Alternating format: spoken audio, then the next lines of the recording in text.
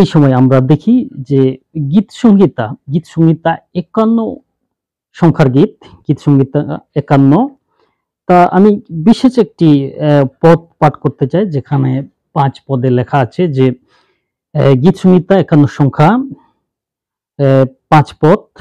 একটা বিশ্বের মধ্যে সবথেকে গুরুত্বপূর্ণ অধ্যায় গীত সংহিতার মধ্যে ৫১ অধ্যায়। এটা খুবই গুরুত্বপূর্ণ এবং বেশিরভাগ প্রত্যেকটি চার্চে, প্রত্যেকটি পাস্টর, এভাঞ্জেলিস্ট এবং বিশ্বাসী ভাই বোন সবাই এই গীতকে ভালোবাসে এবং পড়ে।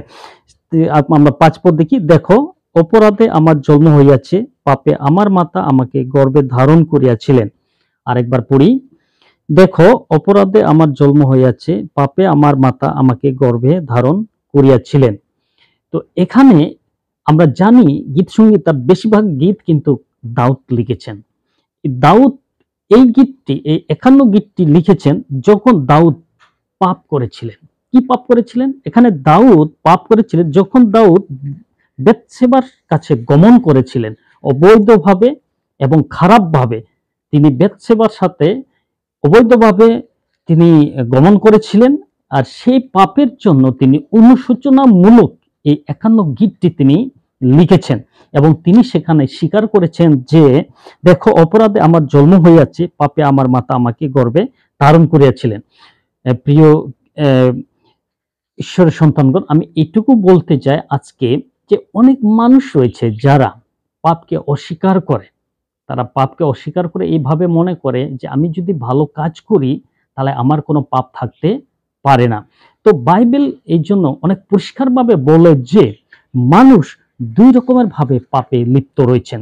১ নম্বর পাপ হলো মানুষ রক্ত বা বংশ পরম্পরায় পাপে পড়েছেন, এবং আরেকটা হচ্ছে মানুষ নিজে পাপ কাজ করে পাপ কিন্তু করেছেন। তো ইংলিশে এটা বলতেছে, একটা হলো ইনহেরিটেন্ট সিন রয়েছে, আমরা বংশ পরম্পর আদম থেকে শুরু করে আমরা সবাই পাপী, এবং দ্বিতীয় আমরা ইমপিউটেড পাপে রয়েছি, যেটা আমরা নিজে কর্মে ভাবে পাপ করেছি আমাদের চিন্তায় এবং আমাদের বিভিন্ন কাজে। এই ২ রকমের পাপের মধ্যে আমরা কিন্তু পতিত হয়েছি। এই জন্য বাইবেল বলছে যে সকলে পাপ করিয়াছে, এখানে ধার্মিক কেহই নেই, একজনও নেই। আমরা যদি রোমীয়দের ৩ অধ্যায় ১০ পদে লিখি, সেখানে বলা হয়েছে যে সকলে পাপ করিয়াছে, ধার্মিক কেহই নেই, একজনই নেই।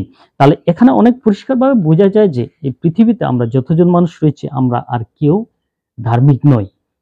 আমরা সবাই পাপী, আমরা জন্মগতভাবে সবাই পাপী। সেই জন্য ঈশ্বর তিনি কি করলেন? মানুষ যখন পাপী, ঈশ্বর তিনি তার পুত্র যীশু খ্রিস্টকে এই পৃথিবীতে পাঠালেন যেন এই পাপী মানুষদের জন্য তিনি এক ধার্মিক ব্যক্তি হিসেবে তার রক্ত সেচন করেন এবং পাপ থেকে মানুষকে উদ্ধার করেন। ঈশ্বর এই পরিকল্পনা মাফিক যীশু খ্রিস্টকে তিনি আজ থেকে ২০২৫ বছর আগে পাঠিয়েছিলেন, এবং তিনি আসলেন এবং আমাদের পাপ ভার নিয়ে কালভারি ক্রুশে গেলেন এবং রক্ত সেচন করে আমাদেরকে উদ্ধার করলেন। বাইবেল এটা বলে যে যীশু খ্রিস্ট তিনি আমাদের পাপ ভার নিয়ে তিনি কালভারি ক্রুশে গেলেন। তো প্রিয় বন্ধুগণ, এটা অনেক পরিষ্কারভাবে বোঝা যায় যে আমরা পাপে তাড়িত হয়েছিলাম এবং আমরা সবাই পাপী। সেই জন্য ঈশ্বর আমাদেরকে আজকে এইটুকু বলতে চাই যে আমরা যেন প্রভু যীশুকে বিশ্বাস করি এবং তিনি আমাদের ত্রাণকর্তা। আমরা যেন ত্রাণকর্তা রূপে আমাদের হৃদয়ের অন্তরস্তর থেকে গ্রহণ করি এবং এটা বিশ্বাস করি যে তিনি আমাদের পাপের জন্য ক্রুশে প্রাণ দিয়েছেন। তাহলে আমরা কি হব? যে পাপ থেকে মুক্তি পাবো, কারণ আমাদের রক্ত পাপে ভরপুর। কিন্তু ঈশ্বর তার পরিকল্পনা অনুযায়ী তার পুত্র যীশু খ্রিস্টকে নিষ্পাপ নিষ্কলঙ্ক ঈশ্বরের মেষ শাবক তিনি, নিষ্পাপ নিষ্কলঙ্ক ঈশ্বরের মেষ শাবক তিনি আমাদের পাপ ভার নিয়ে কালভারি ক্রুশে রক্তসেচন করলেন।